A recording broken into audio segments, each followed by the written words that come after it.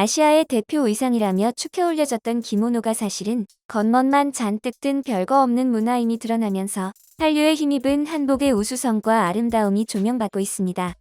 넷플릭스에서 제작한 드라마 킹덤 등을 통해 신비로운 모자와 아름다운 의상 등이 해외 팬들의 눈을 사로잡게 된 것인데요.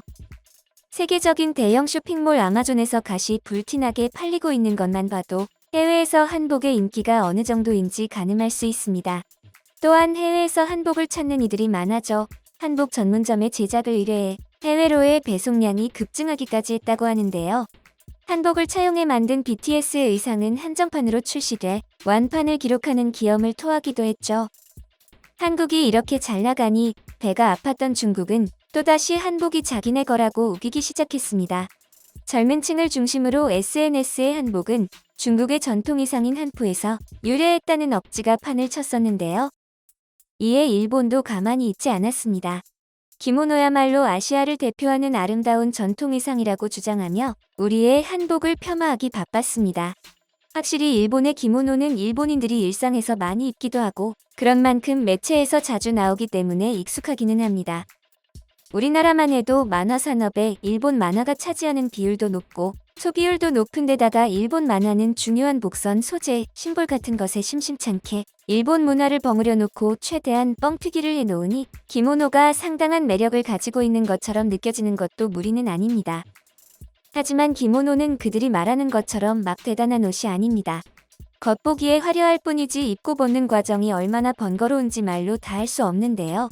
발전한 의복은 일반적으로 껴입는 옷의 가지수가 적어지는데 기모노는 같은 옷을 여러 겹으로 껴입는 방식을 고수하고 있습니다. 기모노는 소매 부분이 있고 그 밑은 다른 봉제 없이 긴 원단을 그대로 몸에 둘둘 말아 입는 형식입니다.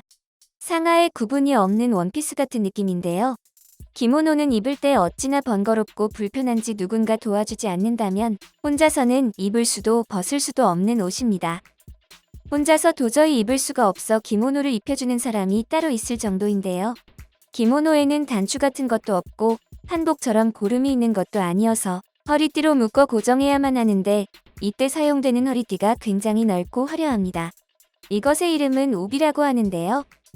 이 오비는 일본 내에서 눈가림의 미학이라고 불립니다. 왜소하고 키가 작은 일본인들의 체형적 단점을 커버해주기 때문이라고 합니다. 가슴 밑부분까지 끌어올려 묶기 때문에 체구가 작은 일본인 키를 둘로 나누어 하반신이 길어 보이게 합니다. 이 때문에 일본 학자들은 오비를 두고 세계의 모든 복식 문화를 섭렵했다느니 복식계의 정점에 서 있다느니 칭찬 일색인데요. 사실 허리띠는 동양의 복식에서 그리 독특한 존재가 아닙니다. 기모노는 삼국시대 때 백제에서 일본으로 전해진 의복이 발전하여 만들어진 것인데 백제의 옷에도 역시 허리띠가 있습니다. 백제의 옷이 전해지기 전에 일본은 천 가운데 동그란 구멍을 뚫고 거기에 머리를 쏙 집어넣은 옷을 입고 다녔다고 합니다. 중국의 옷과 백제의 옷이 전해지고 나서도 그것은 관리들이 입는 제복으로만 사용하다가 나중에 가서야 앞부분을 터서 지금의 기모노와 같은 형태를 만들었다고 합니다.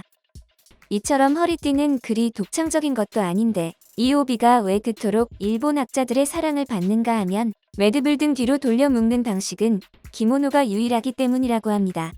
기모노의 오비는 등 뒤에 커다란 짐을 지고 다니는 것처럼 화려하게 매듭을 짓는데요.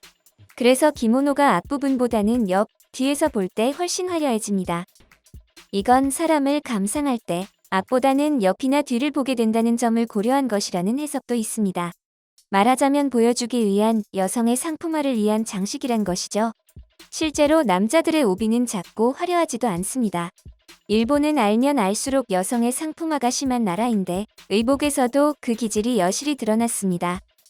기모노가 뒤에서 볼 때 더욱 예쁜 옷이라는 것은 깃 부분을 보면 또 알 수 있습니다. 사진을 보시면 깃이 뒤로 확 젖혀져서 목덜미와 등의 일부가 훤히 보이는데요. 이것도 여자 옷에만 해당하는 사항입니다. 반면 한복은 깃과 동정이 가지런히 목 주변을 감싸고 있죠. 다시 기모노로 돌아와서 오비는 안쪽에 딱딱한 판 같은 것을 집어넣어서 주름이 하나도 지지 않는 직선의 형태를 유지하도록 합니다. 그리고 그걸 가슴 밑까지 바짝 올려 묶는데요. 그래서 가슴이 굉장히 강조되는 모습입니다. 또한 기모노는 같은 형태의 옷을 입고 또 입고 하면서 몸을 꽁꽁 싸매는 형식이라 몹시 불편합니다. 옷이 사람에 맞추는 게 아니라 사람이 옷에 맞추는 느낌인 것인데요. 이렇다 보니 입는 사람이 항상 긴장하고 동작을 자제하게 됩니다.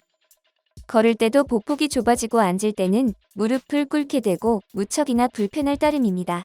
그에 반해 우리 한복은 치마 말기를 가슴 부분에 동여매는 것 빼고는 몸을 싸매지 않아 보기보다 더 편안한 복장입니다. 일본의 기모노처럼 사람이 옷에 맞추는 것이 아니라 옷이 사람에 맞추는 여유와 자유의 옷인 것이죠. 바람이 불면 치마폭이 날리고 옷고름이 날리고 두루마기 자락이 날리는 등 흩날리는 곡선에서 자연스러운 멋을 추구한 우리의 한복입니다. 이 때문에 한복을 하늘을 향한 옷이라고도 하죠.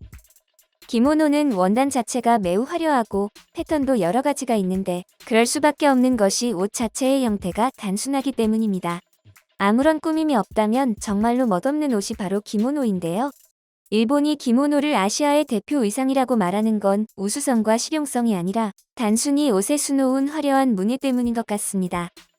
반면 한복은 굳이 색을 여러 가지 입히거나 화려하게 수를 놓지 않아도 형태 자체가 멋있기 때문에 단색으로 물을 들여도 충분히 예쁜 것입니다.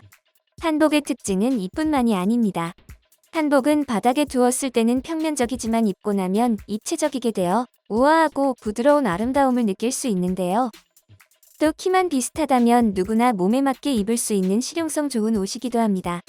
이렇게 실용적인 한복에 비하면 기모노는 옷이라고 해도 될까 의구심이 들 정도입니다. 기모노가 아시아를 대표하는 의상이라기엔 그 수준이 너무 낮다는 점이 문제인데요. 왜냐하면 옛날에는 기모노를 입을 때 속옷을 입지 않았기 때문입니다. 일본이 적도와 가까운 위치에 있기 때문에 날씨가 더워서 땀이 많이 난다는 이유에서였지만 이런 사실들은 기모노가 잠자리를 할 수 있게 만들어진 옷이라는 소문이 나게 하기에 충분했습니다. 반면 한복에서 속옷은 아주 중요한 요소로 한복은 속옷과 겉옷을 제대로 갖춰 입었을 때 맵시가 산다고 이야기할 정도입니다. 특히 여성 한복의 경우 치마를 풍성하게 보이게 하기 위해 다양한 속옷을 입는데 그때 속옷의 수가 9가지 이상입니다.